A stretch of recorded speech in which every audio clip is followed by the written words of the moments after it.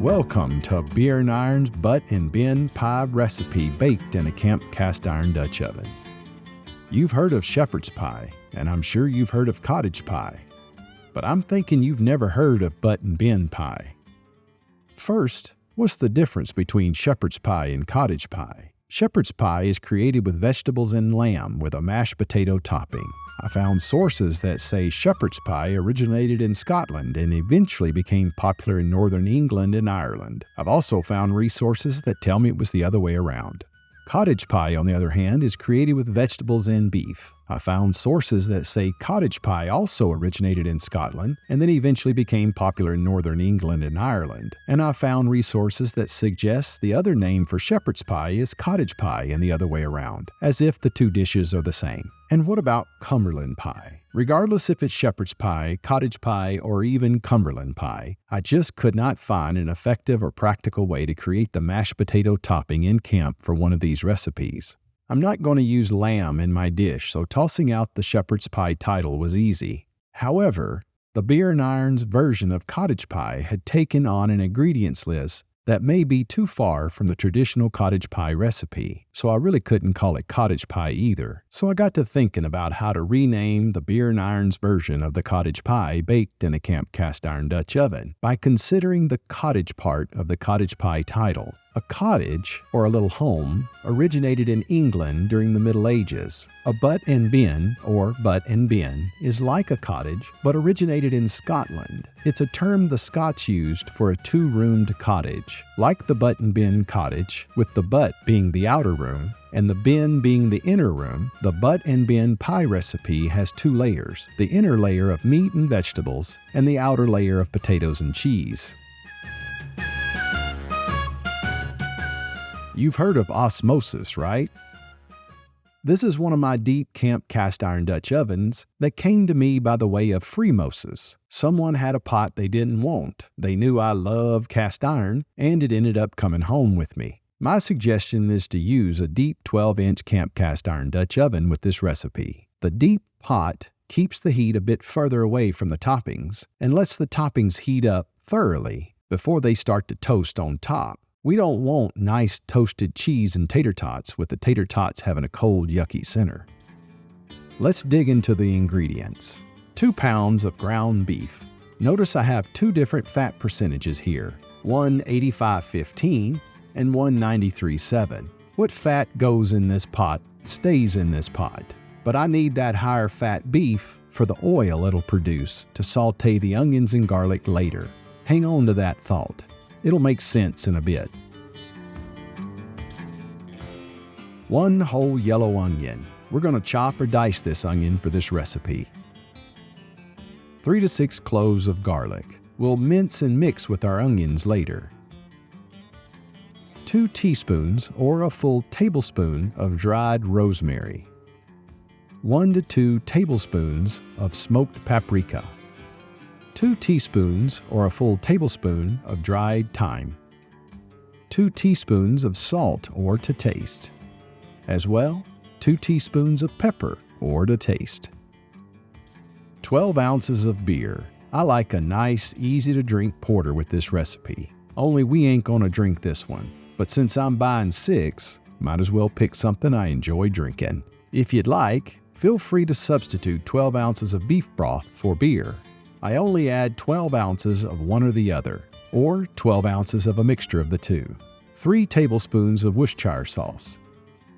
1/3 cup of white flour. 2 to 3 ounces of tomato paste. I just eyeball measure out half of this can. 2 tablespoons of Dijon mustard. This mustard from Sierra Nevada is a go-to for me. 2 12-ounce bags of peas and carrots. You could use mixed vegetables, but you'll need to account for the cooking time of the green beans and the sweetness of the corn. I just stick with peas and carrots. Here's something you didn't expect. 10 ounces of riced cauliflower rice. This really gives the dish some body. 2 cups of shredded mozzarella and cheddar cheese blend. Or to keep things simple, like I am going to do today, 2 cups of a sharp cheddar cheese. You can't go wrong with cheese. Just use what you got and use what you like. We're going to use the cheese on the top of our recipe. We will not mix the cheese in with the other ingredients. 1 bunch of green onions. We're going to chop these. And for our potato topping, we're going to use tater tots. Yes, we are. This is one of the easiest ways to add both the potatoes for the topping of our button bin pie recipe, as well as flavor. I don't know what it is about tater tots, but I ain't gonna lie. Them dudes are delicious. I like to have some sour cream for the plate. Sour cream is not an ingredient that we'll use in the pot. We're just going to enjoy it when we serve it. Optional is a slice of thick-cut smoky bacon. These bacon batons will go well to initially get the beef to fry. They'll also offer a few flavor bombs to those lucky enough to get one with their serving. 1 1-ounce packet of brown or beef gravy. This is going to give the dish some richness for sure. I'm going to use this packet of brown gravy, but I prefer using these packets of Bare Bones brand instant bone broth. We take these camping with us, and we use them in all kinds of different recipes. Regardless of them being my preference, they're kind of hard to find. However, for example's sake and here today, we're going to use the brown gravy mix packet. Trust me, it'll be perfect with the brown gravy mix and perfect with the instant bone broth.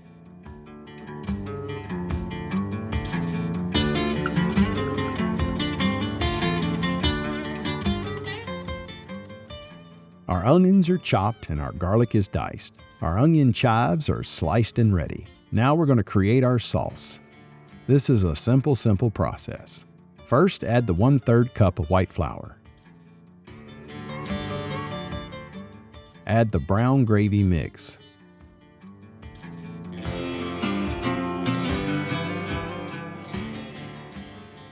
Add 3 tablespoons of Worcestershire sauce.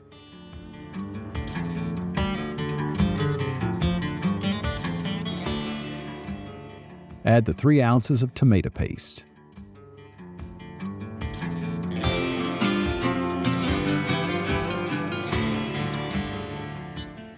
Add 2 tablespoons of Dijon mustard.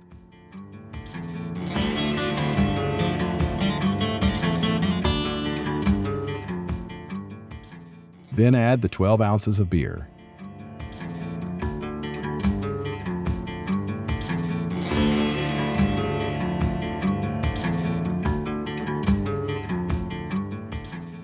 Use a whisk or something to blend all these ingredients very well. Make sure there are no chunks or lumps of any of the dry ingredients.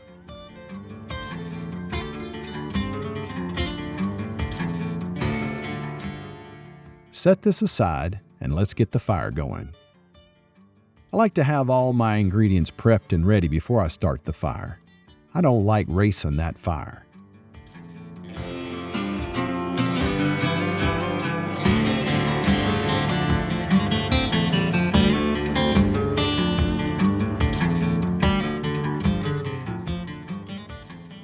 Go ahead and fill that charcoal chimney full.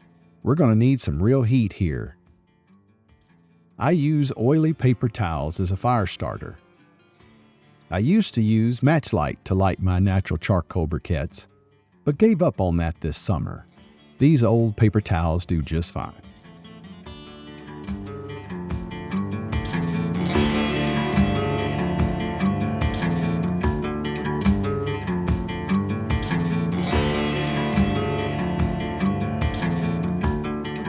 It's very windy today, and though the wind will help the briquettes to fire, I don't want any lost sparks to ruin these woods. For more on creating a license plate windscreen, follow the link in the description. I've got all my ingredients at the ready. My fire's started, and I think I'm going to have myself a beer while I wait. This one here is for drinking.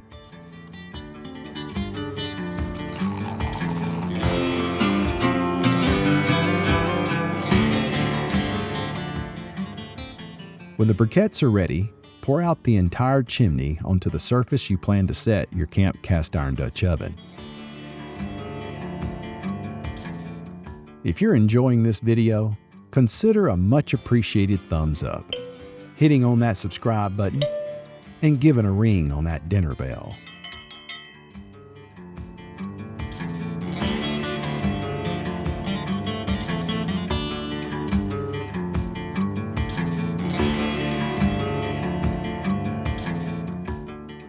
I use bacon batons for my cooking oil. This is optional. A bit of good old-fashioned oil will work a-okay here. However, the feedback I get when one of these flavor bombs ends up in someone's bowl is usually, Don't let these cook to a crisp. They'll cook longer along with our beef. Add both pounds of ground beef to the hot pot.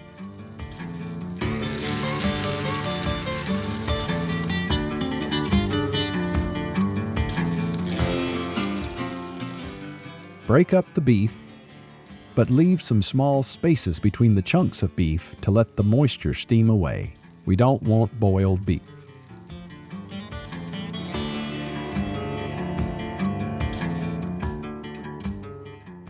We need to saute our onions and garlic, but I don't want to pull the ground beef from the pot. It's just too much of a hassle. Most of the time, the camp cast iron Dutch oven is not sitting quite flat. Kind of like most of our kitchen stoves, if you know what I mean. Find the uphill and the downhill of where your pot is sitting. Before the beef browns all the way, we want to pile it up on the high side of the pot. This will allow the moisture in the oil to drain to the low side of the pot. See how the oil and broth are flowing away from the piled up and partially cooked beef. Let me give you a better look-see.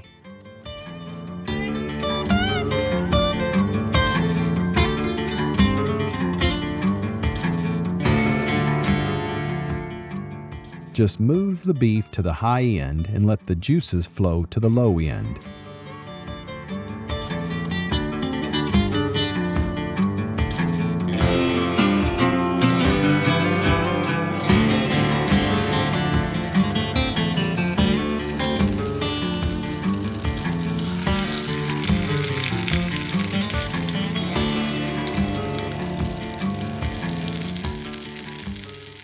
Let some of the liquid steam away, but not all of it.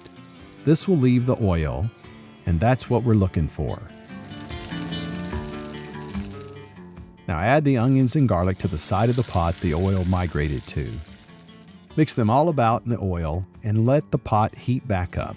If you feel you're not getting enough heat to saute, check your briquettes. Sometimes the middle ones will suffocate and lose their heat. Nope, they all look very okie dokie. There's a battle between food and the cast iron Dutch oven. The cast iron tries to heat up the food, and the food tries to cool down the cast iron.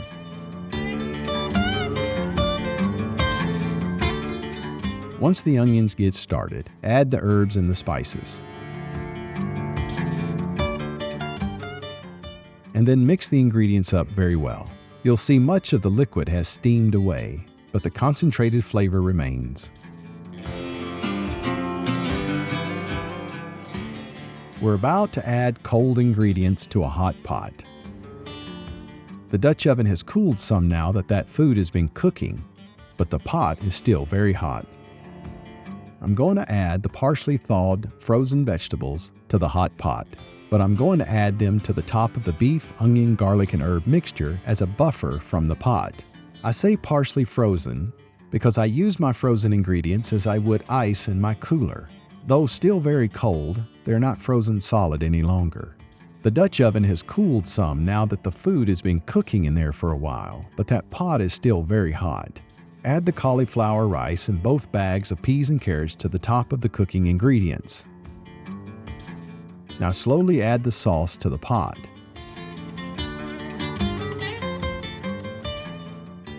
I use a rubber spatula to make sure I get every drop I can. Now mix everything up together very well. Just remember that cold ingredients added to a hot cast iron Dutch oven can cause the pot to crack. I've never had this happen, but I've heard stories. Most of the time this happens when you put something very cold in a cast iron Dutch oven that's very hot. Stir everything up well and then scrape the sides of the pot and level off the ingredients. We want our ingredients smooth and flat.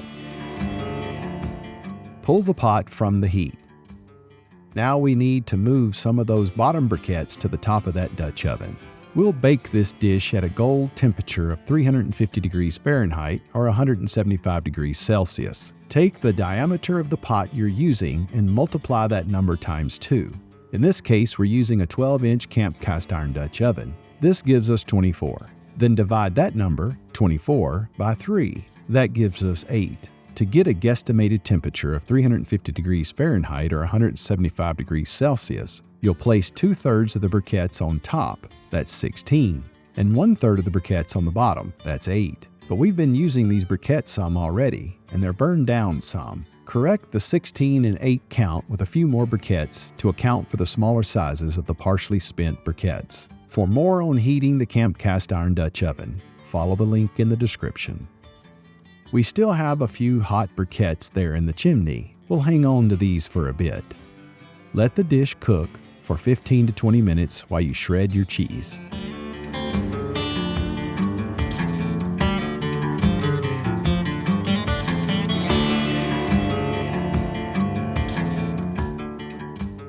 Late September and early October is fly and gnat season here in northern Idaho. These little fly fans are perfect when you can't keep a vigil over your food. Nope, I don't like flies in my food, and I'm sure the feeling is mutual. Later, we'll really need to heat up that pot's lid to focus that heat on the top ingredients. Different than baking, we will broil the dish at that point to toast and caramelize our toppings. Using some of the leftover and nearly spent briquettes, set a few fresh briquettes over the top of the smaller burning ones.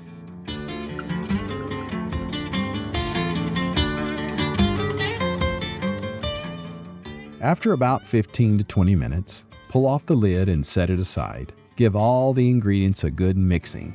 This will reduce the chance of something burning on the bottom, and it'll eliminate the need to turn the pot. Don't take too much time here. That heat will quickly start to leave that pot. Again, smooth everything out. Then return the lid to the pot and let it bake for another 15 minutes.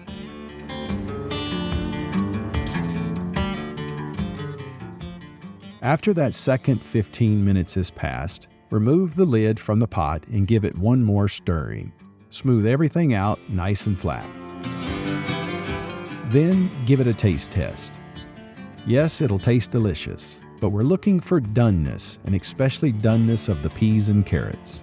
If the peas and carrots are done, we're ready for the toppings. If the peas and carrots are not done, then cook it a bit longer.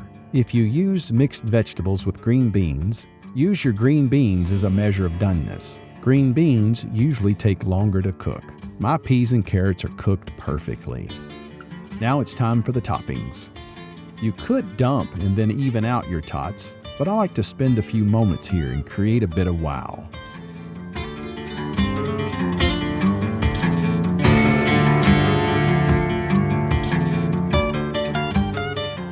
Here, I like to create a nice wagon wheel out of those tater tots.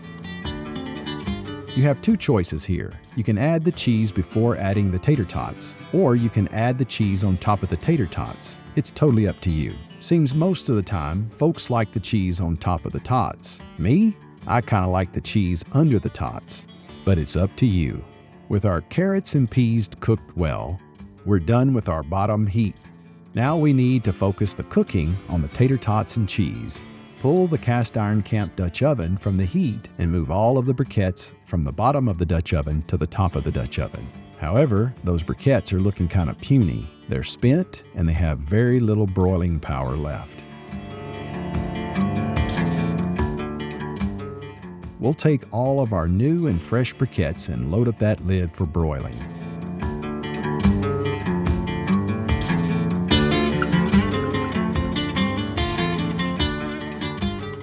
Ideally, we would need the same count of 24 briquettes to broil.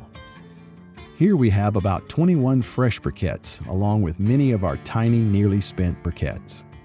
Tater tots normally bake at 400 to 450 degrees Fahrenheit or 200 to 230 degrees Celsius, and it usually takes about 15 to 20 minutes if you're baking them in your home oven. Here in camp, we're going to broil for about 10 to 15 minutes. Then we're going to turn the lid 1/3 of a turn. If you want to take a peek after 10 minutes to see how things are going, then just peek away.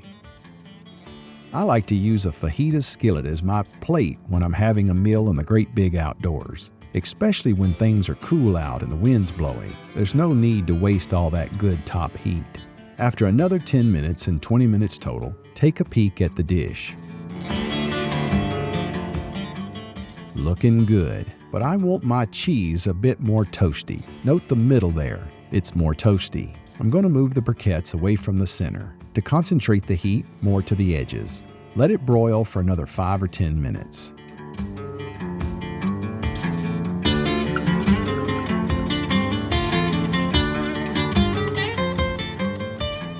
That's absolutely perfect right there. A beautiful bud and bin pie. With all that orange and yellow, we need to add some color. I think the green onions will really bring this dish home. We want folks to almost taste how delicious this meal is going to be just by looking at it.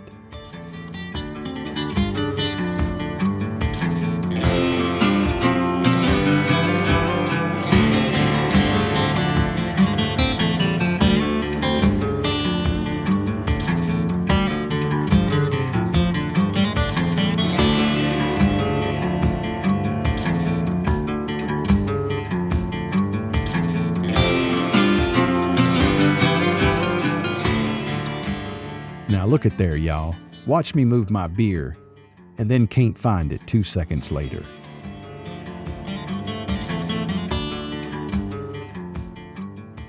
But I ain't forgot how to say, cheers, y'all. Enjoy. If you've enjoyed this recipe and video, consider giving good old Sauté a thumbs up, hitting that subscribe button, and giving a ring on that dinner bell.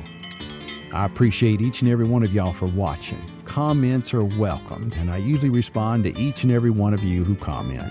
You all motivate me for sure. We'll see y'all next time on beeriron.com.